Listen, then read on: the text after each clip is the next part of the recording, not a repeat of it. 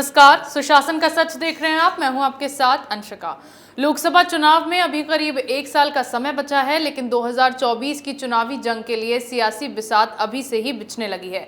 BJP के नेतृत्व वाले एनडीए को चुनावी शिकस्त देने के लिए विपक्षी एकजुटता को धार देने की कवायद शुरू हो गई है, जिसकी कमान बिहार के मुख्यमंत्री नीतीश कुमार ने संभाल ली है। बिहार को अपने हाल पर छोड़कर नीतीश अलग अलग राज्यों में जाकर विपक्षी नेताओं से मुलाकात कर रहे हैं। पहले उन्होंने कांग्रेस नेता मल्लिकार्जुन खड़गे और राहुल गांधी से मुलाकात की, फिर वो अरविंद केजरीवाल से मुलाकात करने पहुंचे और अब उन्होंने बंगाल की मुख्यमंत्री ममता बनर्जी से मुलाकात कर मिशन 2024 पर चर्चा की। इतना ही नहीं, उन्होंने यूपी पहुंचकर अखिलेश यादव से भी बातचीत की है। लेकिन नीतीश की इस यात्रा से उनके सुशासन पर सवाल ये खड़े हो रहे हैं कि क्या विपक्षी एजेंडे पर एक्टिव होकर सत्ता की लालसा में नीतीश ने बिहार को पूरी तरह अनदेखा कर दिया है। सुशासन का सच में इन तमाम मुद्दों पर चर्चा के लिए मेरे साथ स्टूडियो में मौजूद हैं कैपिटल टीवी के एग्जीक्यूटिव एडिटर राजीव जी। राजीव जी, बहुत बहुत स्वागत। धन्यवाद। राजीव जी, मिशन 2024 के लिए कवायद तेज कर दी गई है, क्या प्लान है नीतीश कुमार का? देखिए, नीतीश कुमार सत्ता सौंपना चाहते हैं तेजस्वी यादव को, क्योंकि अब उन्हें बिहार की परवाह नहीं है। वो परवाह जो है वो अपने आप की है। सारे की सारी जो विपक्षी पार्टियां हैं अपने अपने अस्तित्व बचाने के संघर्ष की तैयारी में लगी हुई है। उसमें नीतीश कुमार भी एक हैं। नीतीश कुमार ने तो पहले ही तय कर लिया था कि हमारी पार्टी का राष्ट्रीय जनता दल में विलय होगा, क्योंकि ये विलय की स्क्रिप्ट पहले लिखी जा चुकी थी। इसलिए उपेंद्र कुशवाहा ने पार्टी छोड़ी। ये पार्टी छोड़ने के पीछे और कोई मकसद नहीं था। अगर नीतीश कुमार जनता दल यूनाइटेड के लिए काम करते रहते, आगे उनका प्लान बिहार के लिए रहता, तो कुशवाहा उनको छोड़कर नहीं जाते। क्योंकि कुशवाहा ने दोबारा जब नीतीश कुमार के साथ आने का फैसला लिया था तो उसके पीछे का मकसद यही था कि नीतीश कुमार का अब रिटायरमेंट प्लान चल रहा है। पिछले विधानसभा चुनाव के दौरान नीतीश कुमार ने साफ तौर पर कहा था कि ये उनका अंतिम विधानसभा चुनाव होगा, इसके बाद वो विधानसभा का चुनाव नहीं लड़ेंगे। और इसके कारण जनता दल यूनाइटेड के अंदर कुछ नेताओं को लगने लगा कि अब जनता दल यूनाइटेड में नीतीश के उत्तराधिकारी की बात होगी। उत्तराधिकारी की जैसे ही बात होगी उसमें नीतीश के परिवार का तो कोई आएगा नहीं, क्योंकि नीतीश के परिवार का कोई व्यक्ति जो है वो पार्टी के अंदर नहीं है। तो 2-3 नाम आए थे। ललन सिंह का नाम आया, आरसीपी सिंह का नाम आया, उपेंद्र कुशवाहा का नाम आया। ये लोग अपनी राजनीतिक बिसात बिछा रहे थे, लेकिन अचानक से जो गठबंधन बदला उसके बाद इनकी प्लानिंग बदल गई। क्योंकि गठबंधन के अंदर ये प्लानिंग ही थी कि नीतीश कुमार को बिहार से बाहर दिल्ली की तरफ भेजा जाएगा और तेजस्वी यादव यहां सत्ता पर कब्जा करेंगे। राजीव जी, एक कयास ये भी लगाए जा रहे हैं कि इस बार लोकसभा चुनाव नीतीश यूपी से लड़ सकते हैं, तो क्या इसी सिलसिले में उन्होंने अखिलेश यादव से मुलाकात की है? देखिए, अखिलेश यादव से मुलाकात करने के पीछे उत्तर प्रदेश में जो नीतीश कुमार के चुनाव लड़ने का कोई मतलब नहीं है, क्योंकि उत्तर प्रदेश से अगर वो चुनाव लड़ते भी हैं तो बिहार उनके हाथों से चला जाएगा। और उत्तर प्रदेश में एक और ओबीसी की पार्टी के एंट्री के लिए अखिलेश यादव तैयार नहीं होंगे। अखिलेश यादव के पास जो उत्तर प्रदेश में वोट है वो यादवों का है, मुसलमानों का है और ओबीसी के दूसरी जातियों का है।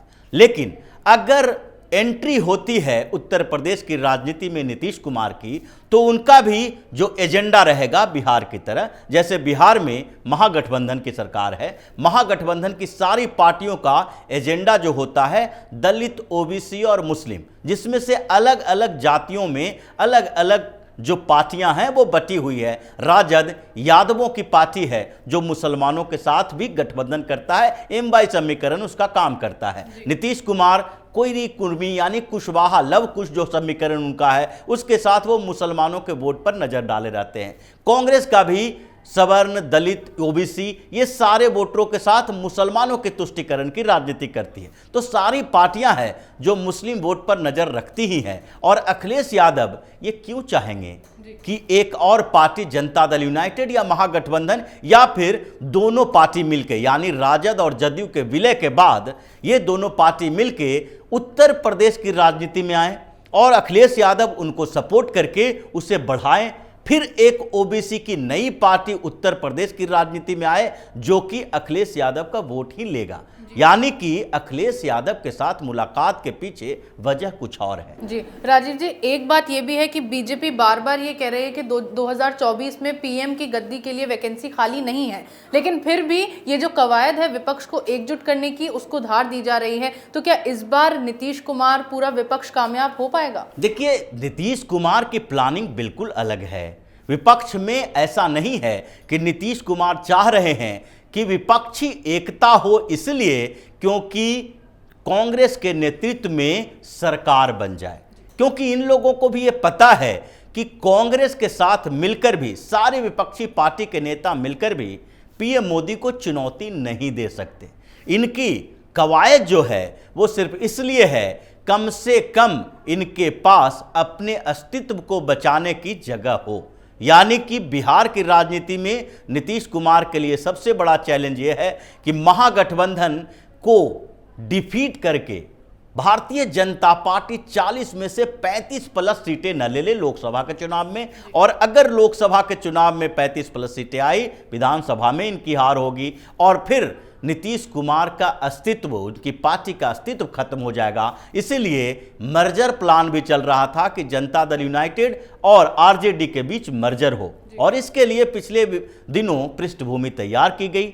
जब राष्ट्रीय जनता दल के कार्यकारिणी की बैठक थी, उस बैठक में भोला यादव ने प्रस्ताव पारित करके कहा कि लालू यादव या तेजस्वी यादव, ये दोनों के पास अथॉरिटी है कि वो पार्टी का नाम बदल सकते हैं, सिंबल बदल सकते हैं, या पार्टी के संविधान में परिवर्तन का कोई फैसला ले सकते हैं। यानी कि ये इशारा था कि राष्ट्रीय जनता दल और जनता दल यूनाइटेड के बीच मर्जर होगा, और इसलिए इन लोगों ने पहले भी अखिलेश यादव से जब मुलाकात की थी, जो साथ में चलते हैं नीतीश कुमार अपने साथ तेजस्वी यादव को लेकर, ये सबसे बड़ा सवाल उठाता है कि नीतीश कुमार जैसे परिपक्व नेता को, जो लंबे समय से राजनीति कर रहे हैं, तेजस्वी यादव जैसे एक नए नेता के साथ लेकर ममता बनर्जी से मुलाकात करने, अखिलेश यादव से मुलाकात करने, या फिर अरविंद केजरीवाल हो या राहुल गांधी हो, इन लोगों के साथ मुलाकात करने के पीछे का उद्देश्य क्या है?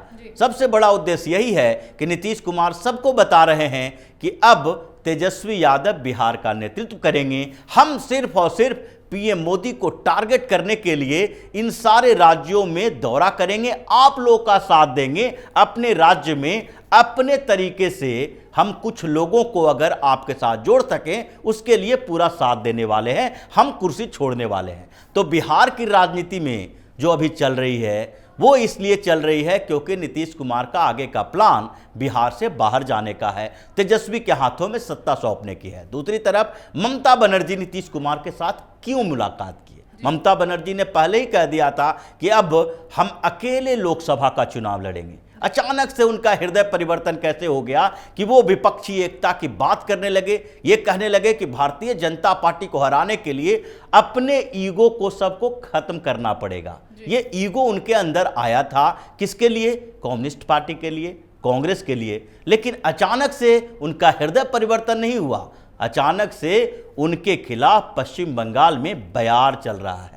जिस तरीके से सागर दिघी उपचुनाव में मुसलमानों ने जमकर कांग्रेस को वोट दिया, टीएमसी की हार हुई, इनको लगने लगा है कि मुसलमान अब कांग्रेस के साथ जा रहे हैं। हिंदू वोटर जो वहां के हैं ऐसे ही ममता बनर्जी से नाराज हैं। जो सामान्य पढ़ा लिखा वर्ग है ये इनके करप्शन से नाराज है। तो ममता बनर्जी का पूरा पत्ता साफ होने वाला है। भारतीय जनता पार्टी पिछले दिनों जो अमित शाह का दौरा हुआ था, उन्होंने पहले ही ऐलान कर दिया कि 35 सीटें पश्चिम बंगाल की भारतीय जनता पार्टी जीतेगी। ये टारगेट भी है और उसको अचीव करके दिखाएंगे। लेकिन इससे पहले भी राजीव जी, जब विपक्ष की ओर से ये कवायद शुरू हुई थी कि पूरे विपक्ष को एकजुट करना है बीजेपी के खिलाफ, तब भी ममता बनर्जी उसमें साथ थी। लेकिन जब उम्मीदवार उतारने की बारी आई तब ममता बनर्जी ने उससे किनारा कर लिया। तो क्या इस बार भी ऐसा कुछ देखने को मिलेगा या फिर ममता बनर्जी इन लोगों के साथ ही चलती नजर आएंगी? देखिए, ममता बनर्जी ने पिछले बार जब विपक्षी एकता की बात हुई थी तो कभी भी ये नहीं कहा कि हम कांग्रेस के साथ रहेंगे, कम्युनिस्ट पार्टी के साथ रहेंगे। ये तीसरे मोर्चे की कवायद में अपने साथ थी। तीसरे मोर्चे मतलब उसमें केसीआर थे, शरद पवार थे, नीतीश कुमार को भी शामिल किया जाना था, अरविंद केजरीवाल का भी बैकअप प्लान था, अखिलेश यादव के साथ भी वो बैठक की थी क्योंकि पिछले विधानसभा चुनाव में उत्तर प्रदेश का जो हुआ उसमें ममता बनर्जी ने बिना कोई शर्त के अखिलेश यादव के लिए प्रचार किया। तो ये जो थी कवायद वो तीसरे मोर्चे की थी, इसलिए अभी ममता बनर्जी तीसरे मोर्चे की बात ही करेंगी।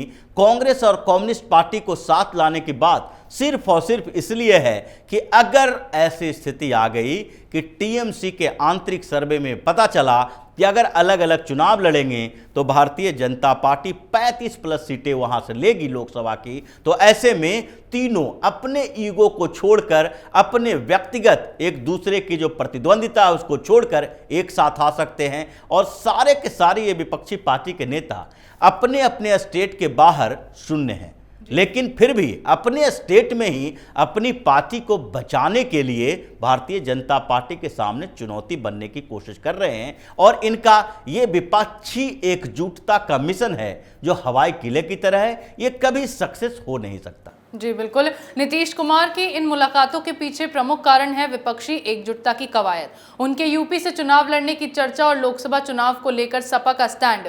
भले ही नीतीश कुमार ये साफ कर चुके हैं कि 2024 के चुनाव को लेकर विपक्षी एकजुटता के पीछे उनकी अपनी कोई महत्वाकांक्षा नहीं है, लेकिन पीएम की गद्दी की लालसा में वो इतने अंधे हो गए हैं कि उन्हें अपने राज्य के बिगड़ते हालात नजर आना बंद हो गए। बिहार में लोगों के हालात बदतर होते जा रहे हैं। नीतीश और तेजस्वी जैसे नेता अपनी जेबें भरने में लगे हैं, जिससे राज्य में गरीबी बढ़ती चली जा रही है। ऐसे में बीजेपी की तरफ से पहले ही ये साफ कर दिया गया है कि 2024 में पीएम की सीट के लिए कोई वैकेंसी नहीं है। और अब नीतीश की कवायद भी कब तक काम करेगी ये भी आने वाला वक्त ही बताएगा।